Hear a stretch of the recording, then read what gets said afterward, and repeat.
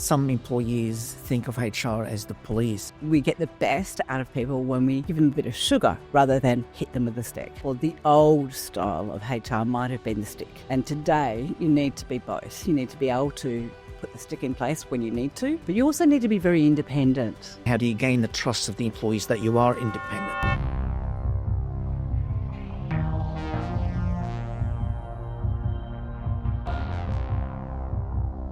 Sonia, welcome to the Martian Logic Podcast.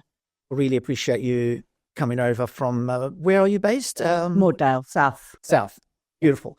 So do you want to introduce yourself and in particular just summarize what you've been doing in your career in the last 20 years? Sure, I'll do my best. Hello, and thank you very much for bringing me into this podcast. You're welcome. My name is Sonja King from King HR Consultants. Mm-hmm. So I'll start with the last 10 plus years, which have been running my own business in consulting. Prior to that, I was an employee, and I've been employed in various different organisations, from the smallest type to large global corporations. Mm-hmm. I cut my teeth probably at the global organisation, where we had people all over the world working together, collaborating on big IT projects. Okay. Primarily in the banking and finance sector. Okay. Where all the money is. Okay. So you were saying you're working in the corporate world for an IT project-based kind of company? Global IT company. Yeah. And developing software? They did. I'd had nothing to do with that. Sure. So my role there was very much like a territory manager.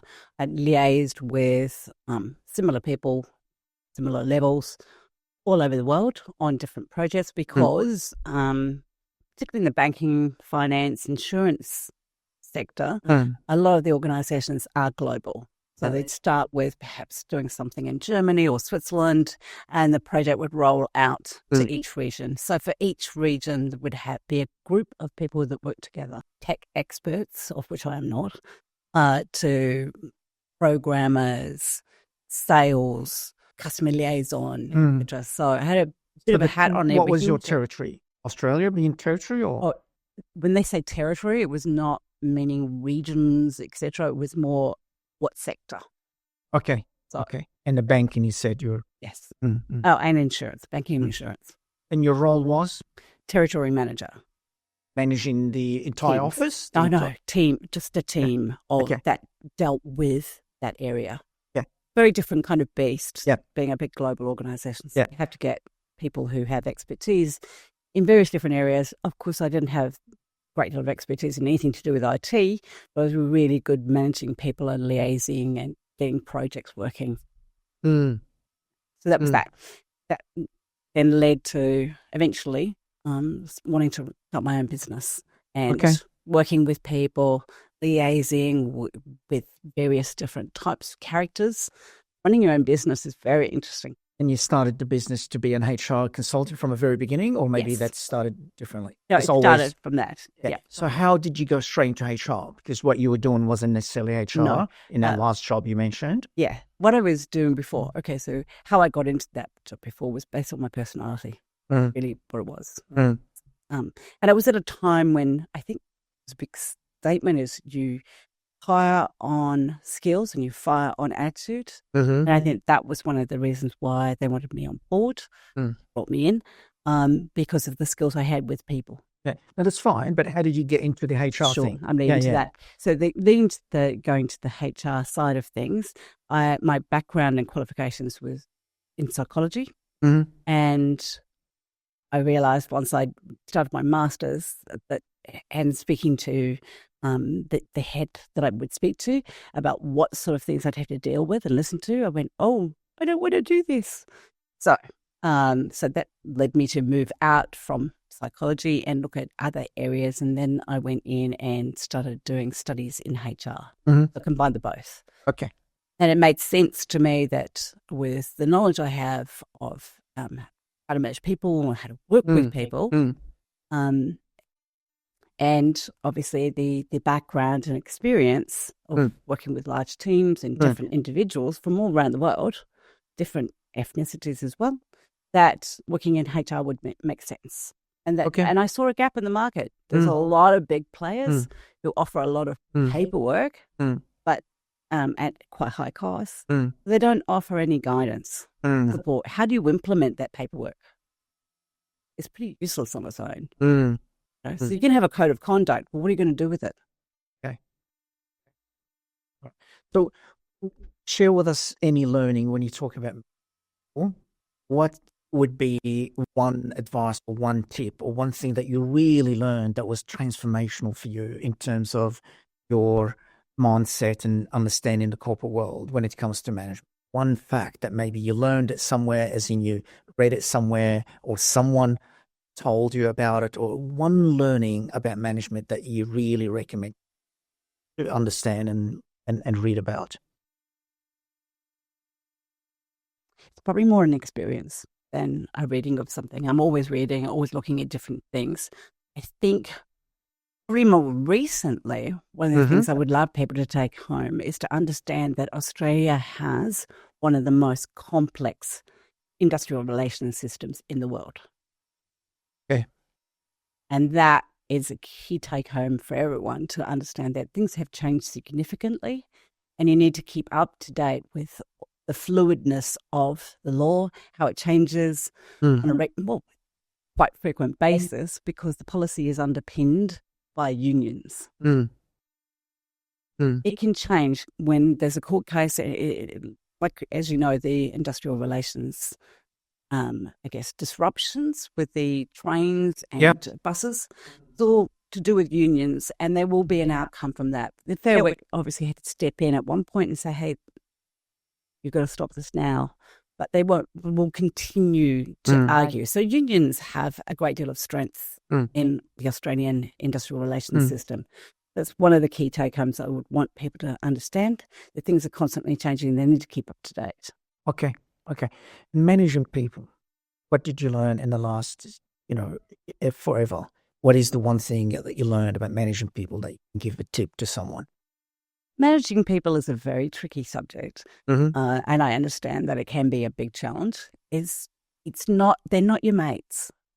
The big take home is like, you can be friendly, you can want to be friendly with people, but you've got to have boundaries. And knowing when you're a manager or a leader or owner of the business, they're not your friends, and you've got to keep that in mind. It sounds awful. It doesn't mean you need to treat them differently or be unpleasant, but you need to have boundaries. I agree with that.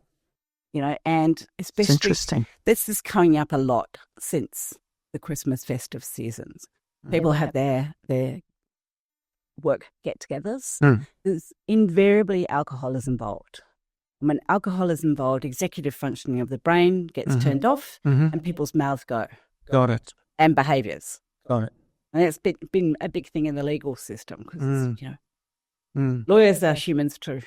Yeah, and when it comes to that, what I say to my people, my leaders, the people I manage, 7 leaders, I say to them, you've got a successful leader will extract themselves from a situation where they know something wrong is going to happen. You don't stay in that situation and then complain about the outcome. For example, you don't go to that party, or if you go to that party, you say, I'm only having 3 drinks and I'm leaving at 10 p.m. or stuff. You don't just sit in that party and keep drinking forever and expect yourself to behave properly and for things not to happen. You just don't be there. You just get yourself out of that situation, isn't it?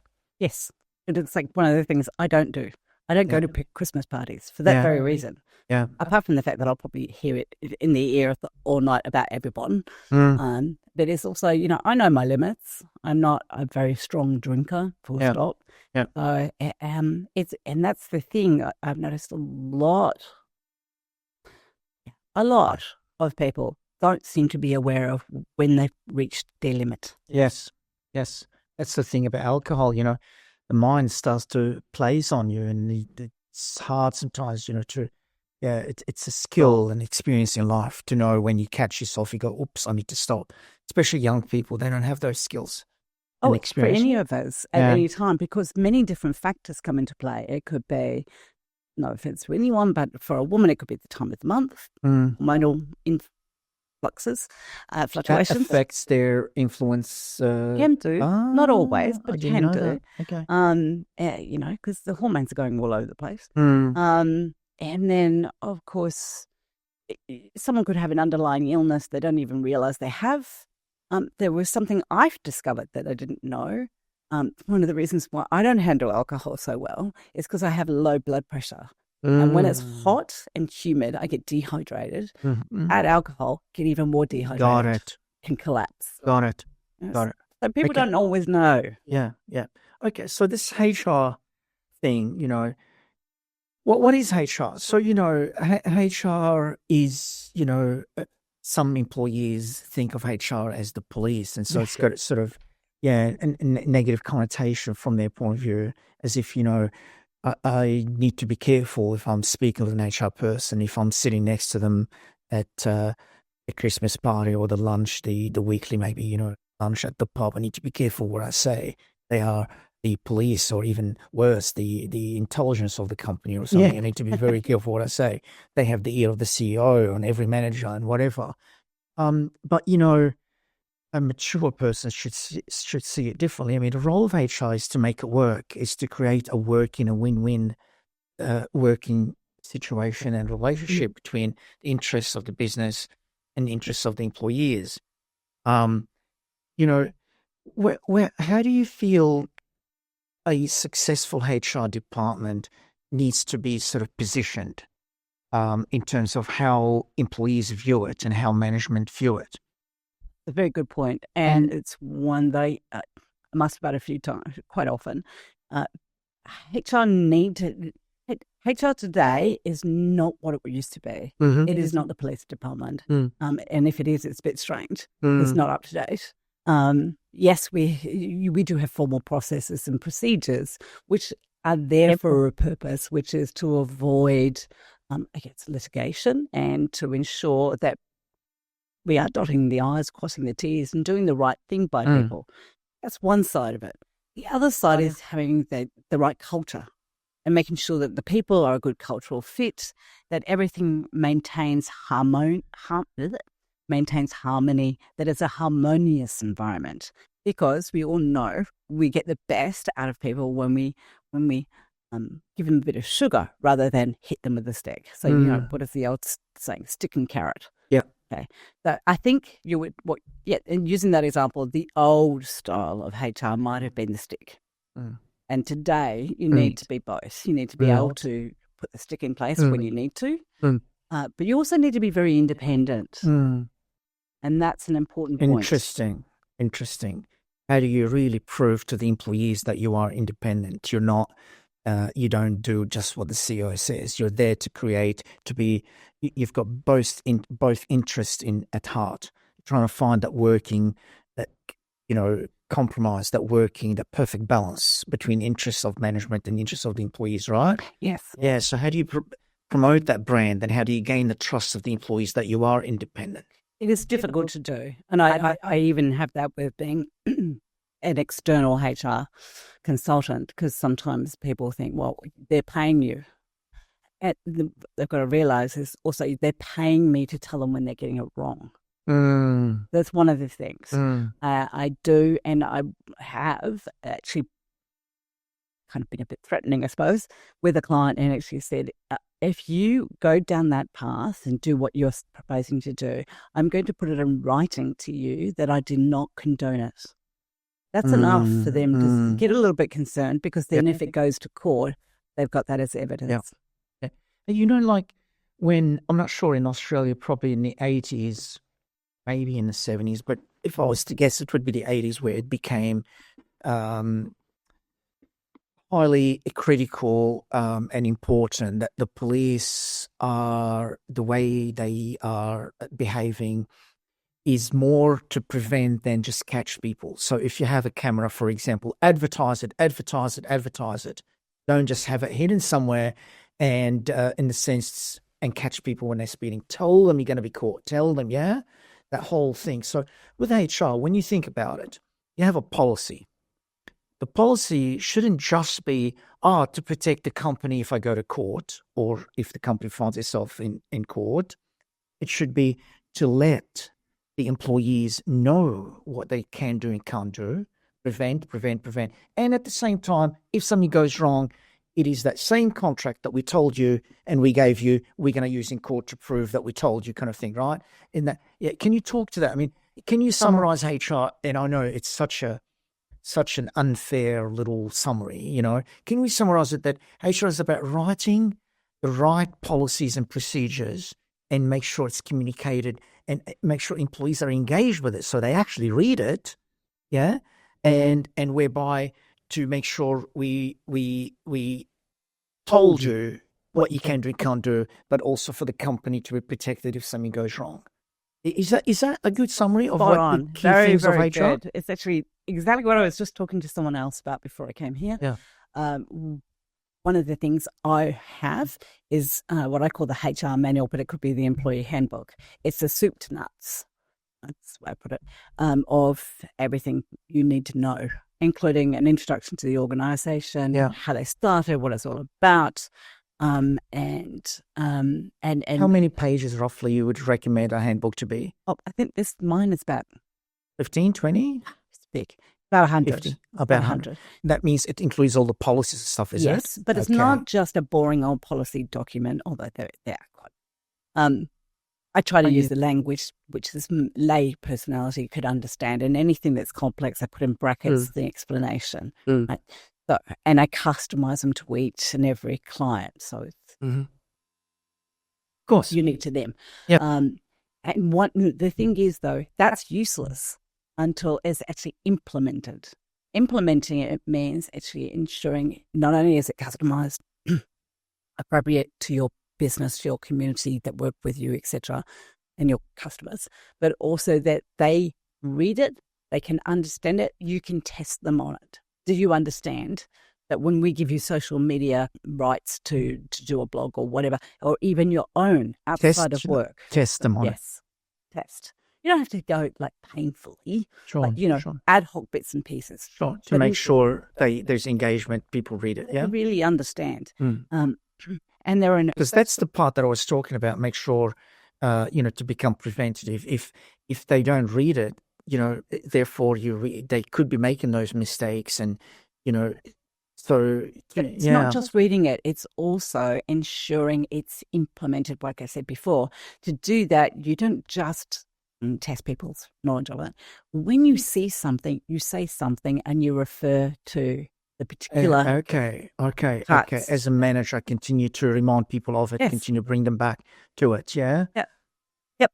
And so you're training the employees to read it, you're training the managers how to practice it and continue to refer to it and enforce it, yeah? Yes. If there's ever any breach, and I think you saw a video that I might have put on LinkedIn about this. I was present when there was a board meeting for one of my clients, and there was a breach of the code of conduct by 2 board members whilst I was in the meeting. In that meeting? Yeah.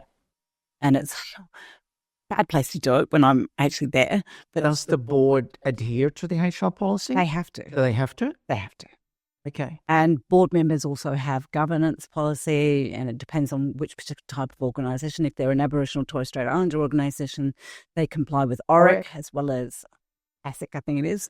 So, depending on the different organisations and who they are, if you're on a board of directors, you've got a highly responsible role and you are held account as a board member, let alone in the business. Yeah, no, we understand that. I'm just saying the HR policy for the employees, does it? The board of directors, they don't have to adhere to it. They could demand to have their own or something.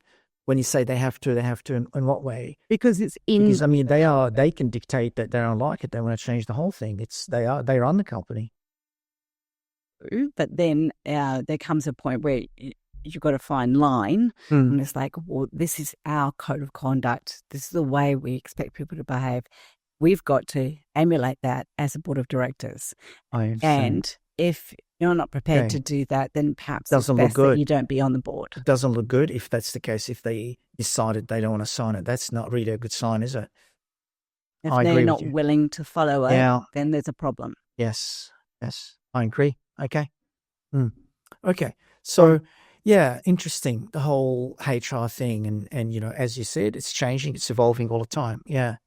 I think just to add to that, I think most HR people today not only have to have that training in HR, policy, procedures, etc., but also need to be a people person and be a counsellor and supportive and listening.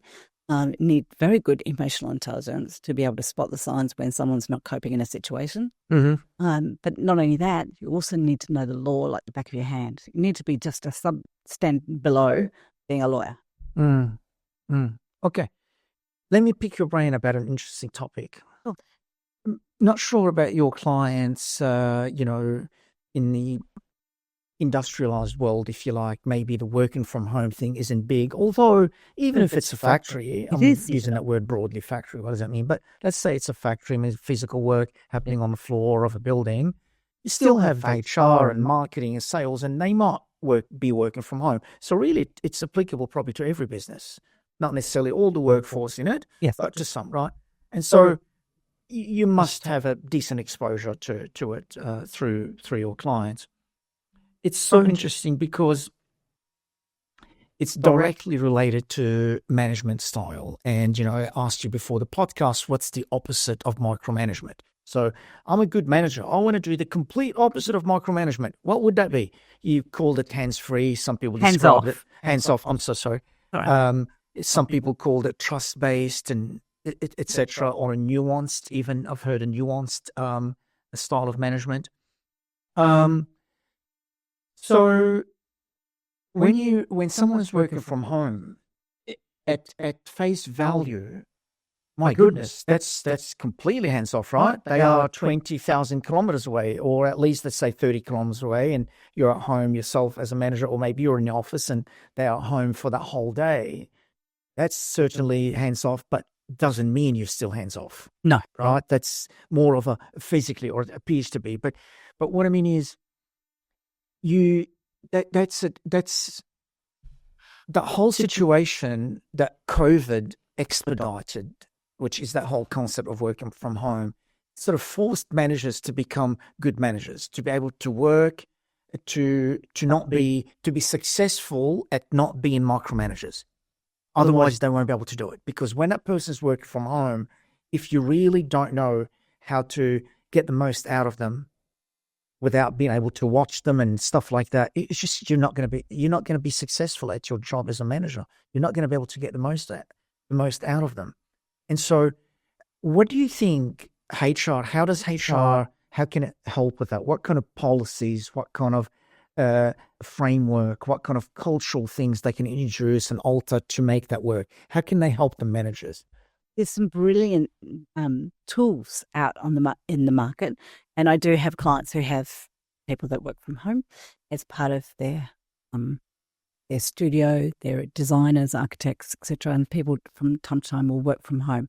And certain people have very good skill set, but they can't travel in on a regular basis, so they work from home. And so there are systems and software systems you can put in place. I mean, there's one of those. I doubt if a software system is going to make someone a good manager. No. I'm just saying so there maybe are ways more about the cultural change, maybe about the whole trust-based, maybe about how often you catch up with them, maybe what kind of questions you ask when you're catching up with them. It's more about that. I'm not worried about what software you use. Okay, so there is a point that one of my clients has the software in all of the tools, but there was a bit of a problem because there was a bit issue with trust. Are they actually working? How do I know? And it's like, well, you can see if they're logged in or not. Well, that's fine. But not just that. That is micromanagement. That's what I mean. Yeah. How often are you contacting them? How often are you communicating with them? Someone could be in the office, and, you still, doesn't mean because they're in the office, you're micromanaging them. You can still say, hi, how's it going?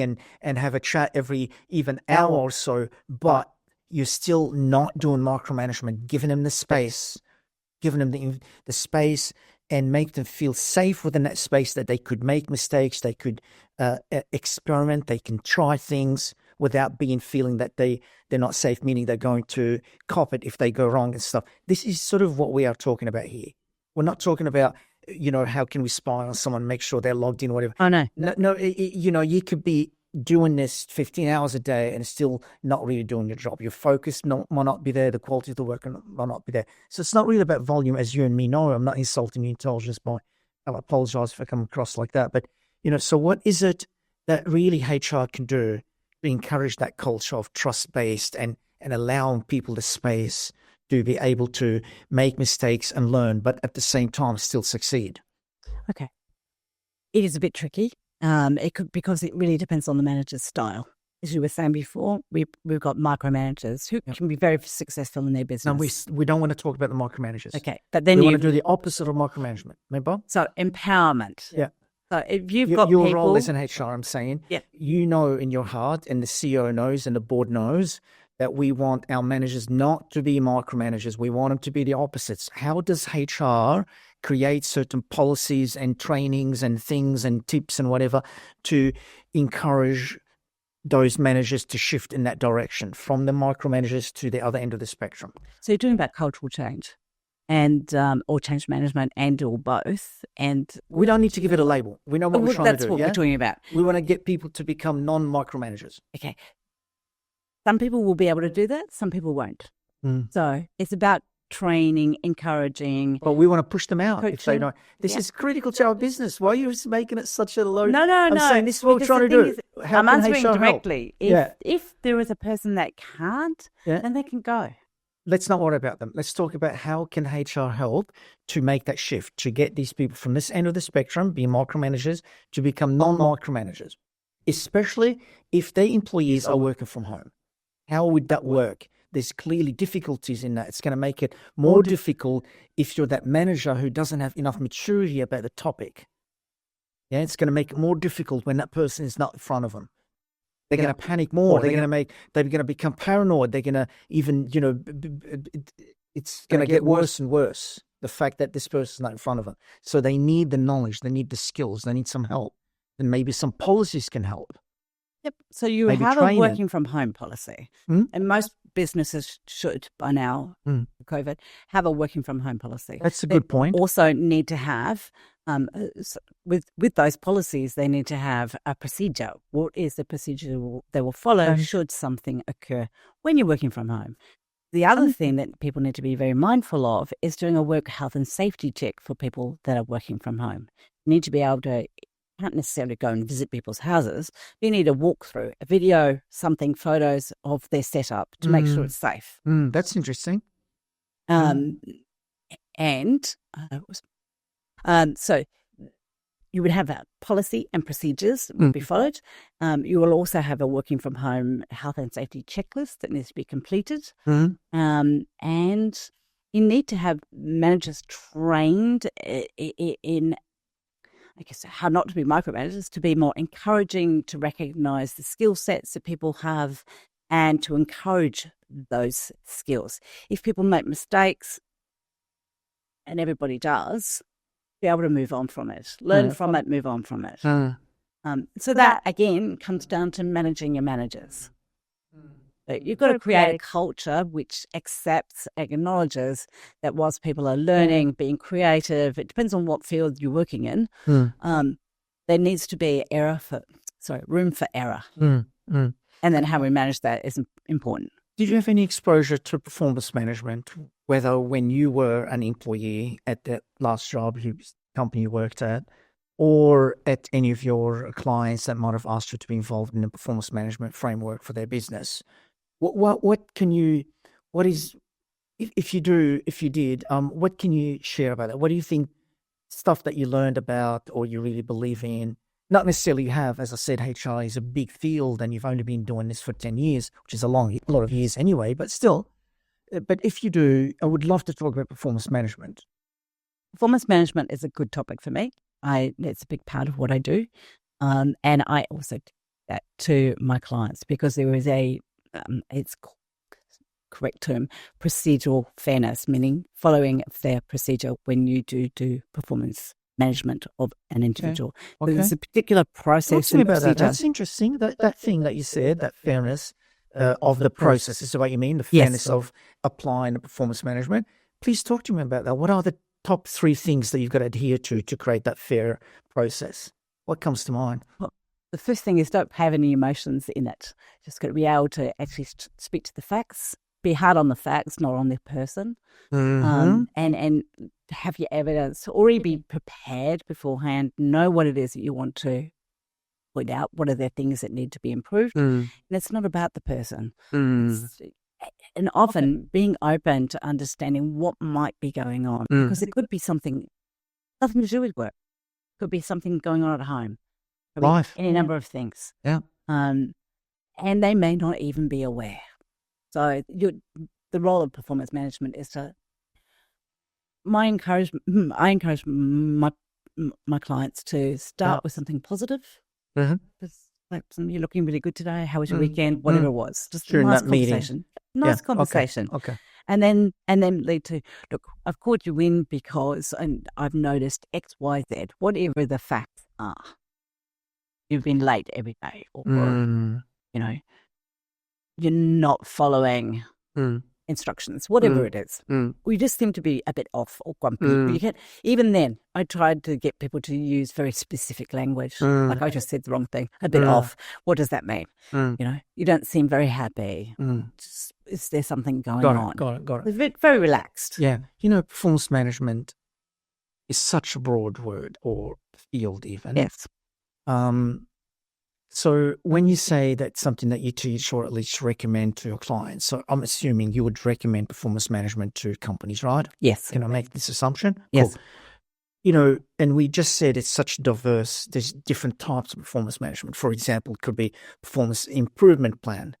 It could be, you know, a 360 performance reviews. Yep. It could be the formal kind of review that you do every year, which is more like an employee survey style almost. And it could be something that you do every week, a weekly catch-up.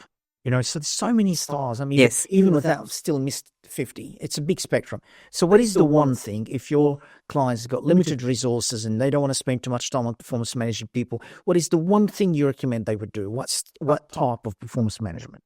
A regular catch-up. How often? Simple. Once a week, you know, depending on... weekly catch-up? Yeah, depends on their particular setup and how big their organisation is and how big their team is. But to have regular catch-ups, even a coffee, just, you know, catch up. How are you doing? You know? No, but we want something measurable. We want something that's on record. We will put it on record that we did have a coffee meeting and this is what we discussed. You can diarise it. You can have the conversation. You don't. But the process, how is the process going to be for the employee to be on board with what you just said and all that, you know? Because you talked about the fairness of the process.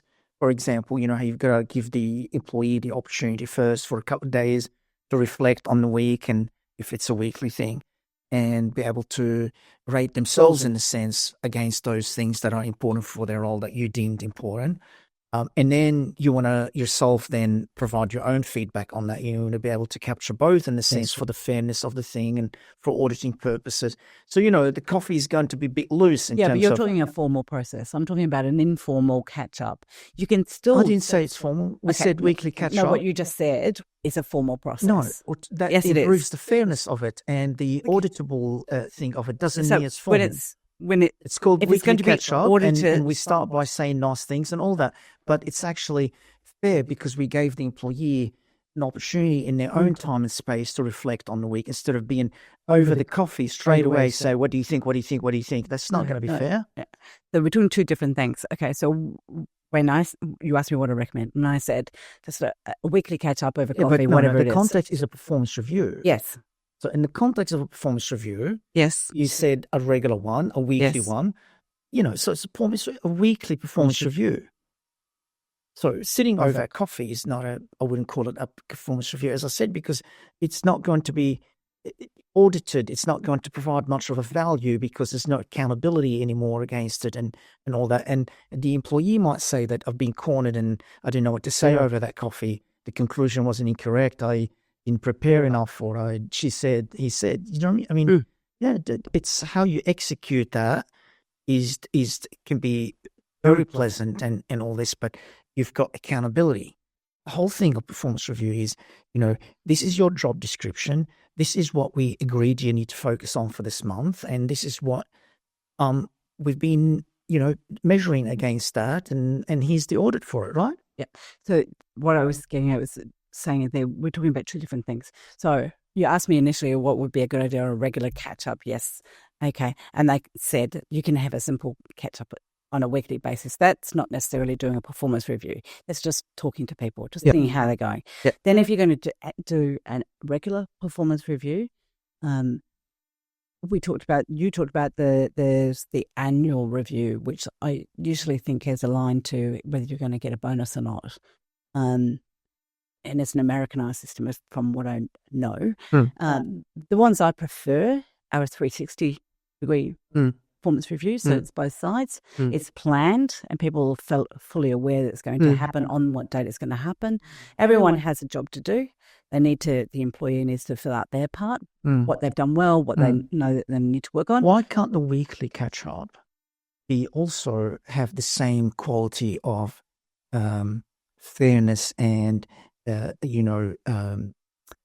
auditability as well? Why can't it be a win-win? Why does it have to be? It's either informal over copy without any substance to its existence and stuff, or we go all the way to the other end of the spectrum and we say we're doing a 360 review, which is a big deal and a big investment, and it's not something that you can do regularly because it involves a lot of stakeholders and all that. Why can't each, as I was saying, performance reviews is such a wide spectrum, and even the weekly catch-up can be done within that framework. Yes, it can be so quick and snappy and pleasant. It could be 7 minutes on a weekly basis, but at least it's audited properly and it's providing people enough time and space to reflect on the week. There's no reason why it can't be done the same way. And that is, so not to talk cross purposes, when you want to do a weekly catch-up that is auditable and has all processes and procedures in place, you still need to let people know that's what you're doing. So you need to, when people come on board, as new employees, you need to let them know that you do weekly catch-ups. There's a preparation for it. You've got to let them know when they come on board. So if you recruited someone 10 years ago now, you cannot introduce a you can, but you need to let them know. Yeah, sure. Yeah. This is like we're putting in a new procedure. This is what we're going to do. Every week we're going to catch up on a Friday or Monday, whatever it is. And here's a bit of paperwork that I want you to have to know what we're going to be discussing. And can you prepare some materials for that as well? Okay, and when you're on point and you have regular catch-ups, they tend not to be so long. It's only when they're long, protracted things because they've been left too long. Yeah. And if anything, I don't want to, go back to it. The coffee thing you could divert into a different thing if it's not. This framework will also make sure, it's focused. Yes. So it's going to give the employee enough time to, sort of fill out or reflect and answer those questions.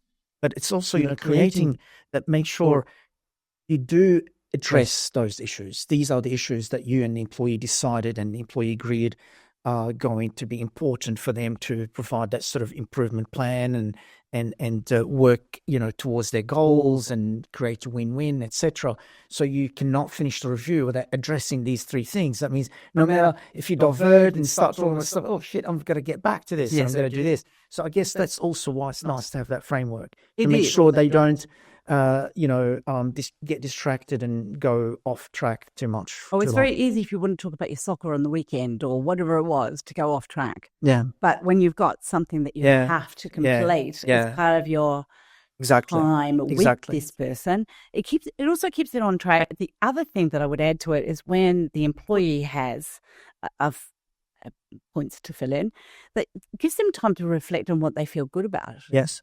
So that's what you want to ask them too. Because what can happen, especially in a busy environment, is supervisors, managers don't even notice when someone's done something good. Because they're busy. They're just like, didn't even notice. Oh gosh, didn't notice you do that. Yeah. So it's really nice when there's an opportunity to say, well, something I'm really proud of is I went the extra mile on this and this and that. Yes. Or I got some great customer feedback. Yes. Which the manager might not even know about because they're really busy in their own meetings. You're right. And it gets captured and everything. Yeah. So that's why, it's interesting. I keep going back to this. I say to people, if you hire the right people, I mean, you've got to do 3 things right, and they all have to be done right. You've got to hire the right person for the job at this point in time, and then you've got to explain to them well what they need to do, meaning, the job description, and make sure they understand their duties and responsibilities and what they're expected to do, whatever that entails. Could be training, could be a million things for different roles. So let's call it, you've got to let them know, make sure they understand what they need to do. Cool. Let's simplify it like that. Once you've done that, that's number 2. The third one is you've got to hold them accountable against that. You see, if you do any of these two things of these 3 things alone by themselves, it's not going to work. You need all 3. As a matter of fact, even if you, arguably speaking, if your hiring wasn't 100%, even 60, 70% on the mark, if you do the other 2 properly, you're still going to have okay tenure with that employee with you.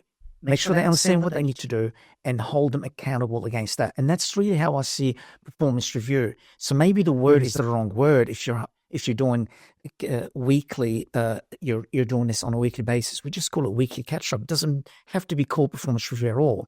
But to have a really good framework that creates that they know this is going to be captured. This is going to be on records. It's going to put seriousness into that. It's going to motivate that person more. Because, I heard someone saying to me that the whole history of performance reviews started in the HR, the management world, the business management world, as how do you motivate employees? We want to create frameworks or things and tools and things to motivate people. It started all about the motivation, right? So, as you said before yourself, the stick by itself, just to know we're going to, at the end of the week, there's a catch up. So if it's Tuesday and you feel you've wasted too much time mucking around, oh my God, you need to be reminded that the thought of, 3 more days before Friday when I need to really say, I only completed 50% of my task, which is I don't want to be there again. Because last time I felt very embarrassed because the manager says, I understand, but why? What do you think went wrong? Well, look, I was a bit distracted. Well, what were you distracted by? None of that was relevant to the company. I felt very embarrassed. I don't want to be there again. So, having that accountability, hopefully it's going to motivate people, but I really understand it's not enough by itself. If there's fundamentals that's making this person unhappy at their role and with the company, or they are unhappy because of there's things in their personal life, none of that is going to make too much of a difference. Not going to move the needle might help a little, but not going to solve the problem, right? No. Can you comment on that? Yep, I think it's very good points. I think it's a great idea, and I love the concept that performance reviews can be a motivational factor. It is, and it's meant to be a guide, a tool, like we're talking about with a framework. What are we looking for? What are your KPIs? What do we want you to achieve? By when? So there's multiple layers to what you just mentioned, and that is one, having it very clear, as you said, job description, but measurements in there. What are we expecting? By when? And what's the level of accountability, and who's responsible for what? So there's all of that, and then having the opportunity for people to be able to reflect and see, how well did I do? Was I focused? Was I on track on whatever? And you mentioned when it might be embarrassing to realize, I was too busy wondering about my daughter calling school or whatever it was. Oh, I mean, if it was about the daughter, that's okay. But in many cases, it's completely silly stuff. We always say family is always important, and we call that part of life. The dog, I'm not joking, the dog, the cat, the pets, because these are vulnerable things. They need us. As a matter of fact, elderlies and pets come even first. That's part of our culture. So if your dog is sick and you're distracted, we absolutely accept that. We take that into account. So if we feel that your level of focus was 70% and you had the dog sick and you had to go to the vet 2-3 times in a week, I would give you 5 out of 5, considering that, Yeah. So that's life, what we call, we all have mental issues and stuff on days we're not feeling 100%. As I said, the granddad, the dad, the mother, the son, sick, etc. We try to have as much empathy as possible. But the embarrassing stuff would be talking to my mate about freaking golf weekend or whatever. I don't know what. The silly stuff that, you're a responsible adult, you've got a family to feed, got a job, that a lot of shareholders are dependent on that company that you're doing a job at, and you're saying you won't focus because of some silly reasons like that. Yes. And that's a good point, because I by the way, that's commendable of you, your approach. Elderly pets come first. A lot of organisations are shifting more to that now, but still many don't. I respect that.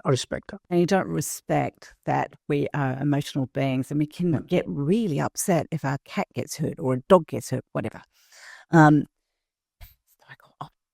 Topic. Back to the topic. Having an understanding of what's going on for people is important, and knowing that we are humans. Yes, we have a job to do and we have expectations that we are meant to achieve, but also pulling them up when they do things like, one of the biggest issues is, unfortunately for young people, is mobile phones.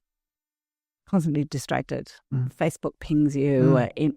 Exactly. LinkedIn pings you. That's a better example. Thank you. That's really what I meant. The silly things. Thank you. Yeah. It's a very good example. Yeah. We had one of my clients, great opportunity, hiring a junior person to learn the warehouse and logistics operations. Great. He had fabulous references, whatever. So we started him. 5 different people had to speak to him on 5 different occasions, including me, about his constant use of his mobile phone. He's in a warehouse, it's a forklift. It's actually in the company policy. No, mobile phones are meant to be in silent, in your pocket or on your desk. It's not just, in your case, please correct me on that it's irresponsible and inappropriate, but it's dangerous as well, right? Yes. And we had to pull them up and say, it's just... what if you're busy on your phone and don't see the forklift about to pass over your head? It's not just those things, but anyway, he was, what it appeared to be, he was a gamer, playing games on the phone. And he would not only arrive late most days, he would go off shortly after he arrived, go off to the toilet for 20 minutes. That's not always an embarrassing conversation to have with someone, because they could have a problem you don't want to really talk about, and you don't want to embarrass them. But when it's consistently happening, and it's about applying to them as a human and saying, the person you leave alone is now alone handling everything. We hired you to support that person and help them, and that's what you're here for. That's not what you're doing. Right? It's a very difficult conversation to have with people, especially when they're very young. Oftentimes, I've been young once too. Just don't have the brain space to realise that what you're doing it's just wrong.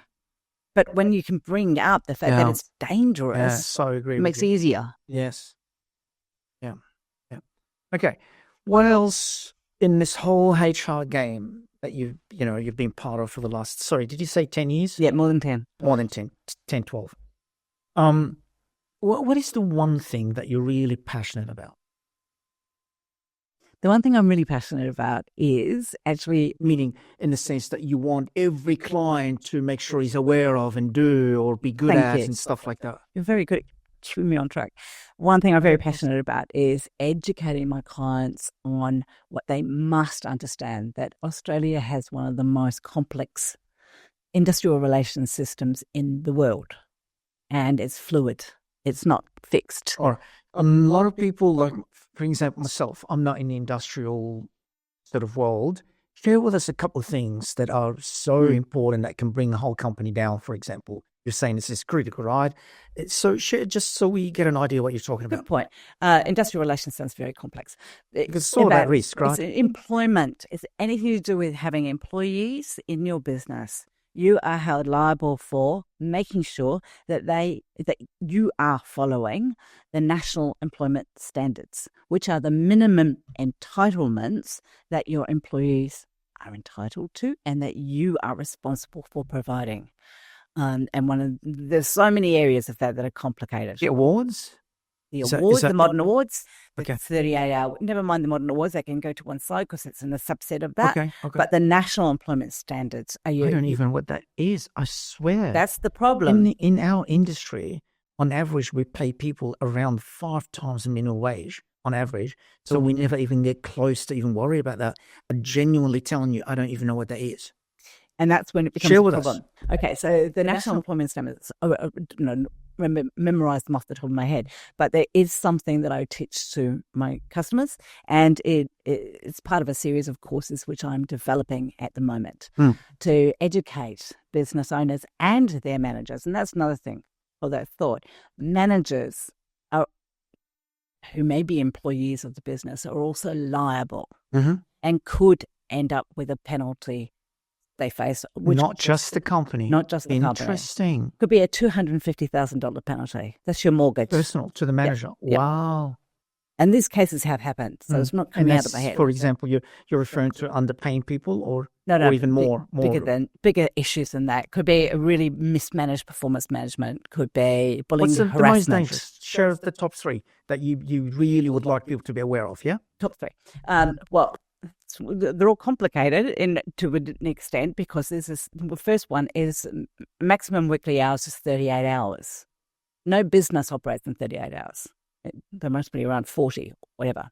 And that becomes very complex in the sense because every employee is going, yeah, but I'm working 8 hours a day. I'm only paid for 7.6. Okay. And that's when you have to have the knowledge to be able to explain how this works. So a certain amount, and again, depending on the industry and So the you're role. saying employees, even if someone is on $250,000 a year, they can, after 5 years, come and say to the company, you need to pay me to the tune of $1 million or something because I've been actually doing on average 45 hours a week? No. That's okay. So you can mitigate that risk. You can mitigate that risk. How risk. do you do that? Again, you're talking about very high-paid individuals. So there's a whole... that doesn't apply? No. There's a whole list of criteria that tick off, that you would need to actually be able to tick off and say, here's that. This was a case that facts and details, but I'll be rough with it, so not factuals. No, take your time. It's so interesting. Examples are the best thing to educate people. There's one that went through not that long ago and to do with a member of parliament and one of her workers who put in a complaint about having working unreasonable hours. And how much were they on? Do you know? What was the salary? I think it was well over $100,000. Okay, a lot of money. Because then it comes down to, is it safe for someone to be working that many hours? Oh, we're talking, 75 hours, 60 hours, like really long hours in that case? 75 to 100 hours. We're not talking 45. No. Okay. So at 45, you can probably argue the point. And again, it comes down to details of measuring out over depends on what award they're under and what was your enterprise agreement. Explain to me. I think I'm confused. And if I'm confused, some of the audience is confused. The first part, let's do this first one. We're saying if someone, is getting paid, in the 6 figures, you said you can mitigate that. You can really make sure that they don't have any entitlements. They can't try to sue you after 5-10 years because they were doing, even I'm going to argue, 50 hours a week. What are those mitigations? Can you provide some? Okay, there was a cut-off, the high salary threshold, which I can't remember what it is off the top of my head. So that's when you can't make in certain complaints. Okay. So there are like around 120, 150, roughly, what you're thinking? It's over that. Each year it goes up, of course, with CPI. Sure. So I'd be over 150, I think. Okay. Again, don't quote me on that. It's roughly. You'll see the high income earning threshold is what you need to be aware of. And again, it's also the okay, look at the big fat salary and then look at the amount of hours, divide that up and then see how much it comes down to per hour. It might not be as wow as it sounds. Again, it's also horses for courses or different circumstances. You're not going to have a brain surgeon in the middle of surgery go, well, that's it. My 38 hours is up. Right? So they would have different agreements in place. Okay. So are you saying in Australia, I can't in the contract say, look, you're on $180,000 a year, and I want you to work for 70 hours a week. I'm just going to make this assumption. Can I do that in the contract and get and sign it? Would that stand in the court of law, or is that illegal to do that? Or not sure I'm the right one to answer that, but because it's more of a legal question. But I would think that you can have a lawyer draft up agreements, which, as long as the person's aware and understands that it's part of their responsibility. Does it perhaps come back to at all, again, if you're not sure, you're not sure. Does it come down to maybe when you do the maths and engineer it, or reverse engineer it, the hourly rate, as long as the hourly rate is above the minimum hourly rate in this country, maybe still going to be okay, or no? Yeah, it's nothing to do with it. Like I said, though, there are a number of questions here, a number of tests here. Is that one? Yes, is when you clock up and divide back how many hours a person's working and their salary out of it, etc. Are they above the minimum wage for their award? Okay. Then you have a look at things like, what was the terms of their agreement? What is their role? What is their responsibility? So I imagine you as the CEO of an organisation are working way longer hours than that. There's a return on that investment, something that you're gaining from it, which you're willing to do. There will be employees who'll be willing to do that. There are going to be executives out there who are working very, very long hours, like the one I mentioned. The way we do it, and I'm happy to say it on camera, there's nothing, I'm proud of how we do it. We, in our industry, you can imagine someone, I'm just going to say 3-4 years of experience, their base is going to be around a 150.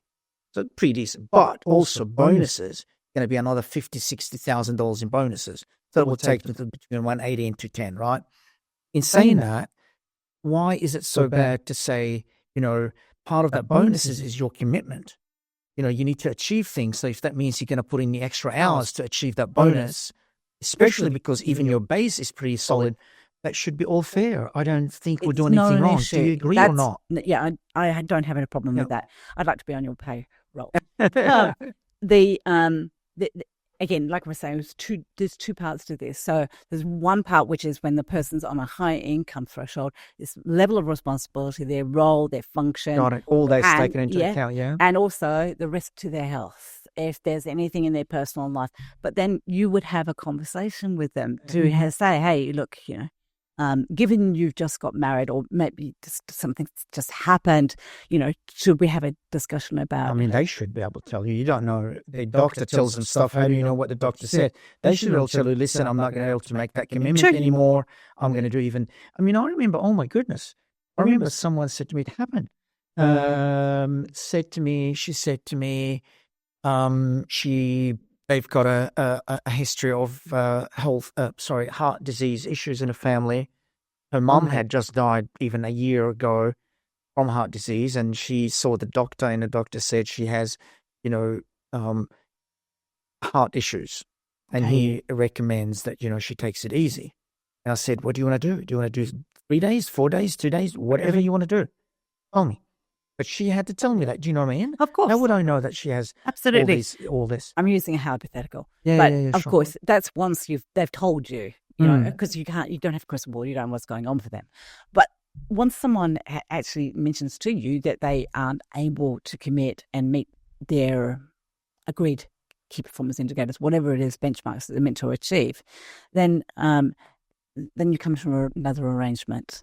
It might be that they get the same salary but pro rata for working less time, whatever it is, or that there's less pressure. Sure, but both they need to be there. Yeah, I've known of individuals who've dropped $100K off their salary just to have a less stressful job. Absolutely, and that's okay. Yeah, you just got to work. What works. Yeah. Interesting. That's really interesting. All right, something else. We wanted 3 things, but something else comes to mind that you're really passionate about, that you want, your prospects, your potential clients out there, the CEOs, the managers, to be aware of in terms of the complexity of our, what do you call it? The HR industrial thing? What's it called? It's not just HR. And I don't even really like using those words because not everybody even knows what that means, because you think of high reach. that's also HR when you're talking about high-reach Sure. forklifts. But it's The thing that you refer to as complex, I'm not sure what's it industrial called? relations. So Industrial employment, relations. it's to do with legislation and regulations. Mm. So it's not just legislation. There's not just the Fair Work Act. Mm. There's also the Human Rights Act and the Safe Work Australia. It's amazing. Regulator. So wide and complex. I totally agree with you. So one more thing that you're passionate about. I'm passionate about educating people about it. So I really like to have people, We want to make this useful to people. We want another tip, something else that you believe you've seen people falling for, causing issues because they're not aware of, that you would like people to learn and research or talk to you about it or whatever. I want them to really get their head around what is in the National Employment Standards. What is it that they're expected? Another one. Really good tip for anyone listening. You're probably not aware that you have to, by law, provide a copy of the Fair Work Information Statement to all of your employees. Fair Work Information Statement. That's about 2-3 pages PDF that we get from. Yes. Yeah. Okay. We do that. Yeah. Sure. Okay. Sure. There's also a new one, which is not that new, with the Casual Employee Information we don't do Statement. casual, but yeah. There's another one. These all come out in the last little Another while. one as in specific like that for the casual No, for fixed term contract employees. So they've got an information statement as well that needs to be provided. If you've got on top of the other one, or replaces that for the every single contractors? employee must have the Fair Work Information Statement, FWAS. Contractor or employee or both? Any employee. The contractors, do you call them employees or what are we now? New So question. not to confuse New people. question. Another point, Yep. very important one, which is a big connection at the moment. Complexity is that the ATO information that's up on their website about contractor versus employee, that has had to be taken down because it was incorrect, and the information that's up there now is not updated. So please be careful, people. There is more to it, and it's quite complex, and I'm no expert. I do know accountants who are. So you got the employees that are on permanent basis, part-time or full-time. Then you've got the fixed term. Yes. Also part-time or full-time. That's probably 4 distinct types. And then you've got the external, what we call in our system, the external contractors, the ones that have got their own ABN and stuff. Yeah. They are not employees. That's a big question mark. Yeah. Okay. That one? Yeah. Okay, that's to us the one I about was about to talk about, which Okay. is becoming a bit of a problem and a sticking point for some of my clients who use freelancers. Freelancers have ABNs, but not PTY Limited. And they may or may not have their own insurance, and that's not part of the test. There's a lot of detail that's in that test as to whether you are meant to pay their subtract tax and super for them. And again, please don't drill me on that one because this is not my area of expertise, but it's something I've had to have a good look at. And I found someone who is actually a bit of an expert in that field. So the advice there, to summarize it, if you're using what I'm going to call broadly external contractors, meaning they have their own ABN, etc., please make sure you're up to date with the legislations and the ATO business and all that stuff pertaining to paying them and pertaining to potentially paying super or whatever. Just it's mainly the super. Get up to date on it. Yeah. Right. And just remember that is not something so much for the individual, but that is a money that you pay for the government. The government holds the superannuation and the tax. Of course. So they're the ones you're going to have to appease. Yeah. Interesting. Yeah. So there's a really hot sticking point because since the closing the loopholes legislation, things have become quite a bit of a minefield. Yeah. And not everyone knows the answer. And I'm asked these things. I'm like, I'm not an expert in that field. You do need to be literally an expert in individual areas to be able to answer the questions. Yeah. They're so complex. I find what you said very useful. I think the way you explained before the breadth of the topic, talked about what's it called again? Something industrial? The industrial relations system. Industrial relations system. Really, you're right. The topics that it covers is so broad. It's huge. No one person can be an expert about every single vertical in that. Wow, you're right. So there's people like me that are HR generalists, and then you have people who are HR specialists, and that comes down to breaking up that big, huge umbrella into the silo areas. And we have payroll experts. I think there's one up here in North Sydney that people I'm a member of as well. So if I need to question something and get down to the details, how does that work, then I can contact them. Yep. If there's a big business out there with like lots of different silos and areas, and they have work health and safety requirements, I will contact a work health and safety specialist.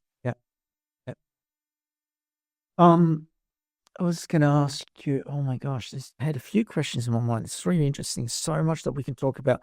I think we've been going for about an hour, so we probably going to do another 20 minutes. Okay. Just going to pick up a couple of topics that I know you can add value to. When it comes to, right. I would like to talk about recruitment. Yes. And also three topics you can pick. We can cover 1, 2, or 3. Recruitment, and then the second one is sort of induction and training. How do you make a new employee really succeed? Yeah. So let's call it onboarding. Yep. Yeah. Onboarding. And the last one is I forgot. So let's talk about recruitment, and I'll probably come back to me. I've been impressed because I couldn't keep my train of thought all the way through. So with recruitment, again, it's not as if you've done 15 years of recruitment. You've done HR for about 12 years, and you've done bits and pieces. You go to different clients, and they need different help in different areas, and so we understand that. We take into account. We're not going to look at you as a recruitment expert, but share something that you really learned, that you really believe was an eye opener for you. Again, if you want to give an advice to someone say, be careful of that, or don't do that, or do that, what would that be, if any? It's very interesting because I did do a bit of a stint in recruitment, in executive search, what they call executive search, which is like headhunting people. Sure. And one of the things I learned in that area is someone can be an absolute megastar in the current business that they're working in, and it not work out in your business. Damn, why? Interesting. Different environment, different setup. It's your job to create the right environment for them. What does that mean, different environment? It means you were so unaware that they needed a slight sort of customization there, right? Surely you've got to blame it on the company. Interesting, because it depends on culture, different cultures. So I'll use an example.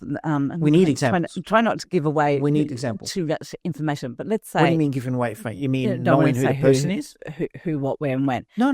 Just don't have to know anything like that. Yeah. No, it's okay. So let's say ABC Bank and XYZ Bank. They're still banks. They still do corporate investment or corporate banking or whatever. And you can have someone who works really well at ABC Bank and has done extremely well. And they get headhunted to go and work at XYZ Bank. A competitor in the same role. The same role. Sure. Different organisation, different structure. They don't work. So surely that's not the rocket science. No, people don't. I'm sorry, I'll tell you what I mean by that. I wasn't I'm not directing that at you, at the company themselves that failed him. So what I'm saying, Sonia, surely if that's something that you've experienced, meaning you're the headhunter, surely that company you were working for or contracted by, etc., helping, should be aware that,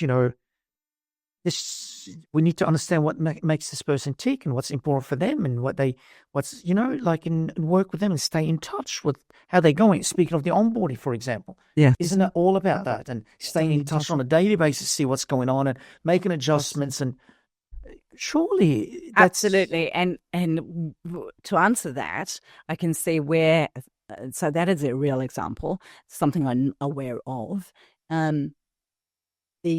The approach to the recruitment those days was my job to find, your job to interview, your job to get someone else to interview. Yep. Then you also do psychometric evaluations, whatever else.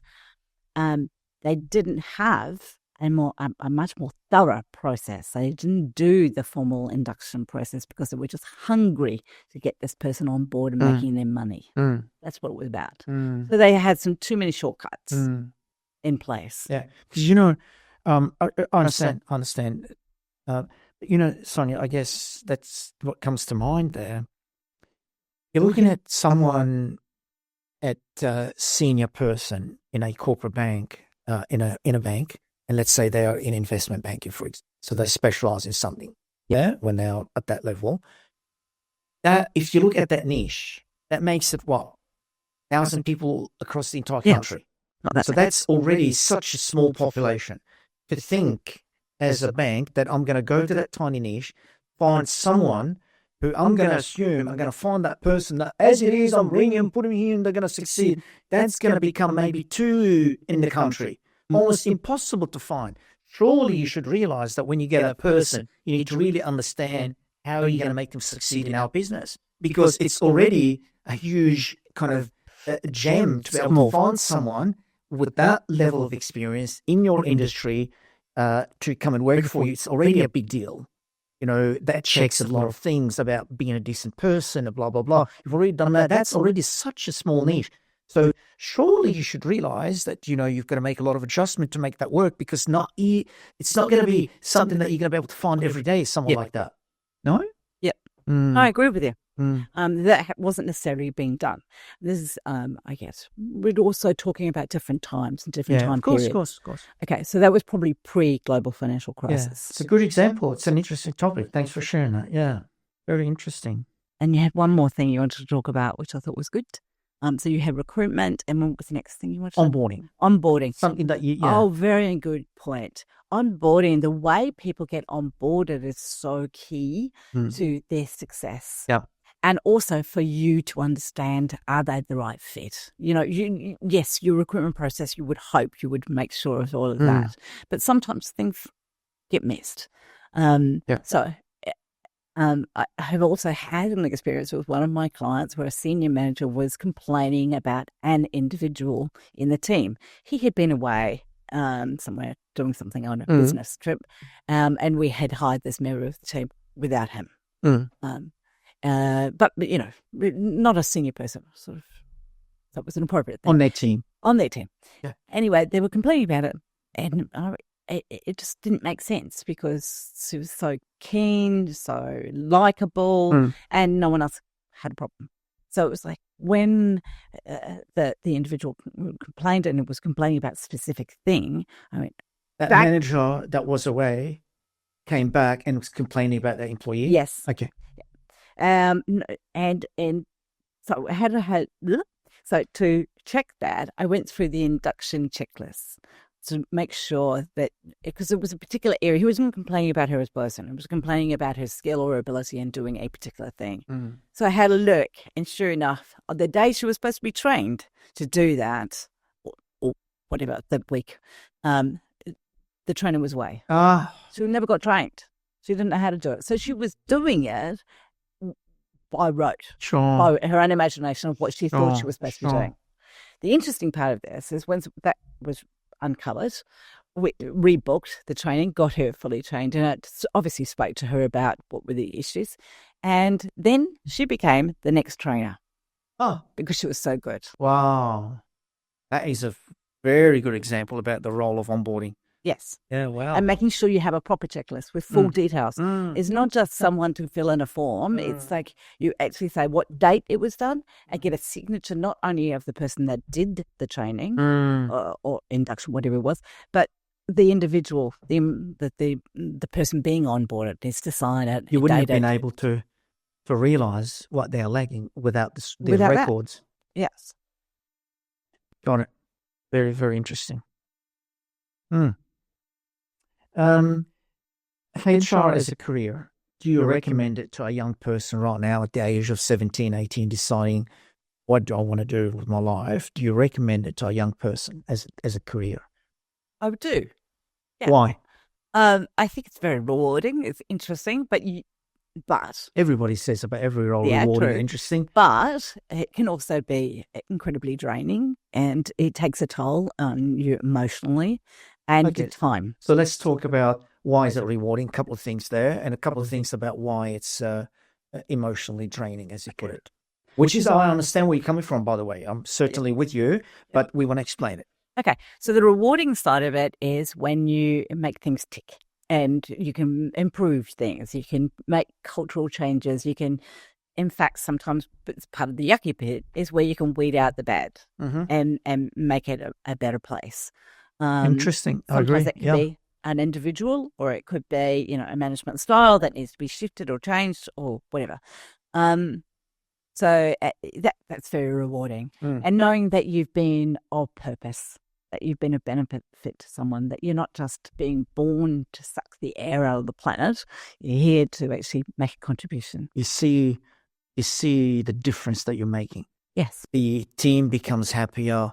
The person maybe that you've helped becomes happier. You're actually seeing the effect of your work. Yeah, is that what you mean?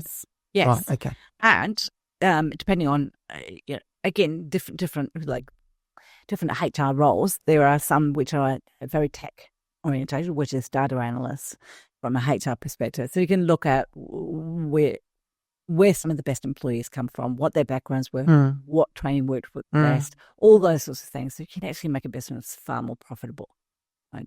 And reduce turnover, best factors hitting profit. So that's another area where you're saying you see the labor of the fruit of your labor. You put in hard work and you can see the impact. Yes. Nice. And then so the thing that I was saying, the things that can be very draining. So very draining it can be because there's a lot of emotional baggage. And I don't know what it's like here or for you guys, but since COVID, the knock-on effect has been quite profound. Like what? As in, people are just not happy. People are pretty miserable. There's a lot of frustrations. There's a lot of misunderstandings and miscommunications. Like we talked about before, the working from home. Some people don't like it. They want everyone to be mandated to come back to the office, right? Maybe because they're micromanagers. I don't know. But there's a big fuss about it. There's a lot going on about that in the US. And there's some talk about it here as well. And mandating that people have to come back. Right? That's a bit of control. Yeah. And then there are times when there's people's personal issues, the stuff that goes on in their lives. And you need to be able to support, listen, direct, encourage. Sometimes some of the stories you hear are not very nice. Someone's going through a domestic violence situation. You've got to be prepared for all of that. It's not the sweetness and light of, I don't know, what they talk about at university or academic level. Yeah. Everything doesn't work. Like when you let someone go, for example, as well. Is that in that area of draining as well? Yes. Sometimes it can be a good feeling because you know that they were just not good. The relationship was broken, the trust was gone, or they were problematic in some way, or they were upsetting other people. But oftentimes it can be quite sad, horrible. I've been in situations where I've had to let someone go. I was part of the process of letting someone go and having that conversation who genuinely really wanted to work out. They just couldn't do the job. That's not good. Yeah. Not a good feeling. Yeah, and you take that baggage with you. As you said, sometimes you feel that could the company have done more for this person? Could I have made a difference of making the company become aware of that and therefore giving them more of a chance or more of a training or et cetera? The whole fairness. Yeah. When you let someone maybe go or something, it stays with you for a bit to process it out, yeah? Yes. It's interesting. Yeah, I agree. So someone said, an HR practitioner said to me, it can be lonely because of that. Or another aspect of it is a bit lonely place. Certain information that you're hanging out with employees, but you cannot tell them. Yes. Because you're privileged to it. You know it. You and the CEO and management maybe know it, but you cannot tell employees. It can be a little bit of a lonely place. Yes, and this hasn't been my story, but I've heard it from other HR people when they've worked at bigger corporations, where they've been exactly the scenario you're talking about, where there was going to be a massive headcount drop. Sure. And they've got to be the smiling assassin that actually lets people go. Yeah. And the HR has to be there and has to lead the whole thing. Yep. The CEO isn't even in the room. It's like, that's not very nice, is it? Yep. So, yes, when there is any kind of downturn. Okay, during COVID, I was party to having to let people go because of the impact it was having in some businesses. And that is not a very nice feeling. Yeah. Okay. Yeah. Another probably 5-10 minutes and we'll be done. 2 more things I'd love to get your opinion on, see if you can shed some light on them. HR business partner, again, this is sort of in relation to a young person thinking of making HR a career. There's the notion or the role now, it's been around for, I don't know, you could probably tell me, I was to guess, in the last 20 years. I think so, yes. Of HR business partner. What is that?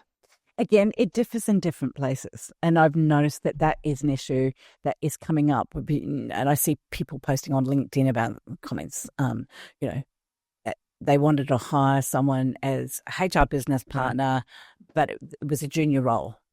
It was like, the argument was, well, isn't that a senior role? It seems to be the term or title is bandied around. Still evolving because it's a new science kind of thing, right? Quite loosely. Sure. And you'll get people in like some... But what is it supposed to do? Let's just say when it was invented, why was it invented? What was different about it? To be honest, I can't answer that question. Okay. I don't really know because I've been a consultant and outside I respect that. I respect that.